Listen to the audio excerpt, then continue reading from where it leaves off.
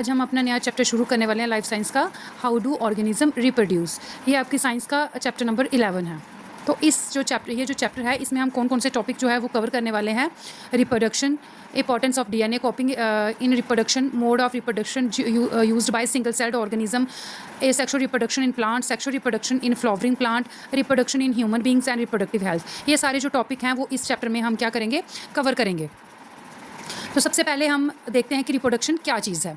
तो रिप्रोडक्शन क्या चीज़ है कि न्यू यंग वंस क्या होना, प्रोड्यूस होना फ्रॉम पेरेंट्स से। ठीक है, the process of production of new organism from the existing organism of the same species is known as reproduction.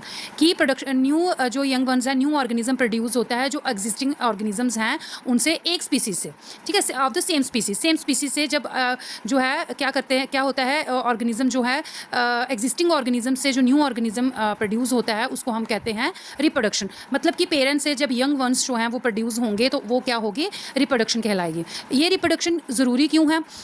क्योंकि survival of the species on this earth, इस अर्थ पे species की सर्वाइवल के लिए, कोई भी स्पीसीज़ है उसकी सर्वाइवल के लिए रिप्रोडक्शन बहुत ज़्यादा ज़रूरी है। अगर कहीं कोई भी स्पीसीज़ है अगर वो आगे रिप्रोड्यूस करना बंद कर दे तो आगे क्या होगा, विद इन कुछ ईयर्स के बाद क्या होगा, जो है उनकी जो है स्पीसीज़ जो हैं वो एक्सटिंक्ट होना शुरू हो जाएगी, ख़त्म होना शुरू हो जाएगी। ठीक है, तो एक स्पीसीज़ की, कोई भी स्पीसीज़ है उसके सर्वाइवल के लिए इस अर्थ पे रिप्रोडक्शन जो है बहुत ज़्यादा ज़रूरी है। सेकेंड है continuity of life on earth. अगर अर्थ पे लाइफ जो है कॉन्टीन्यू रखनी है उसके लिए भी क्या ज़रूरी है, रिप्रोडक्शन जो है बहुत ज़्यादा ज़रूरी है।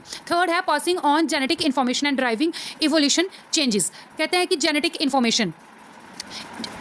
Genetic information from parents to young ones जो है आगे जो ट्रांसफ़र होगी वो भी थ्रू रिप्रोडक्शन होगी। और ड्राइविंग एवोल्यूशन चेंजेस की, जैसे कि इवोल्यूशन का क्या मतलब है कि जैसे हम जो हैं हमारा इवोल्यूशन, हम कहते हैं कि हम कहाँ से हुए हैं। एक जो थे एपीज़ हैं, जो चिंपैंजीज़ वगैरह, इनसे हमारी जो है इवोल्यूशन हुई है, ये हमारे एंसेस्टर्स कहलाते हैं। जैसे इस टाइम आप इस पे स्क्रीन पे देख रहे हो तो वहाँ से हमारी इवोल्यूशन हुई है। मतलब कि धीरे धीरे उनमें क्या आ रही हैं, चेंजेस आई, फिर जाके क्या हुआ, जो है आगे हम ह्यूमन बींग्स जो है बने। तो रिप्रोडक्शन इसलिए भी जरूरी है, इवोल्यूशन चेंजेस के लिए भी क्या जरूरी है, रिप्रोडक्शन बहुत ज़्यादा जरूरी है।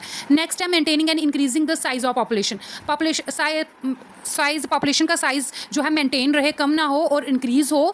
तो क्या हो, जहाँ तो अगर कम है तो फिर वो इंक्रीज़ हो, जहाँ जितना है उसमें उतना वो मेंटेन रहे, इसलिए भी रिप्रोडक्शन जो है बहुत ज़्यादा ज़रूरी होती है। नेक्स्ट है without reproduction all life would eventually cease to exist. कहता है कि विदाउट रिप्रोडक्शन, अगर रिप्रोडक्शन ना हो, जैसे मैंने पहले भी कहा कि अगर रिप्रोडक्शन ना हो तो क्या होगा कि विद इन कुछ ईयर्स के बाद, जैसे लगा लो 50 ईयर्स के बाद या 60 या 100 ईयर्स के बाद क्या होगा, धीरे धीरे क्या होगा, जो कोई जैसे हम लोग हैं अगर रिप्रोड्यूस नहीं करेंगे या तो अगर नेक्स्ट 100 ईयर्स के बाद या क्या होगा कि धीरे धीरे क्या होगी कि ह्यूमन जो है इस अर्थ से जो है वो एक्सटिंक्ट हो जाएंगे। इसलिए रिप्रोडक्शन बहुत ज़्यादा ज़रूरी है।